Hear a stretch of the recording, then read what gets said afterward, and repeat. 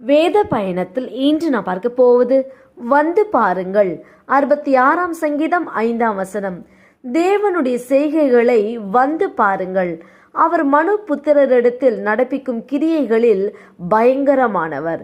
நம்முடைய தேவனுடைய செய்கைகள் ஆச்சரியமானது. அவருடைய கரத்தின் வல்லமையினால் மகிமையானவைகளை செய்தார். கடலை உலர்ந்த தரையாக மாற்றினார். ஆற்றை கால்நடையாய் கடந்தார்கள். கற்பாறையிலிருந்து தண்ணீரை வரவழைத்தார். மரித்தோரை எழச் செய்தார். இன்னும் அநேக கிரியைகளை மனு புத்திரிடத்தில் அவர் நடப்பித்தார். கர்த்தர் பயங்கரமானவர். ஆம், அவருடைய கிரியைகளை அவர் சமூகத்தில் நீங்கள் வந்து பாருங்கள்.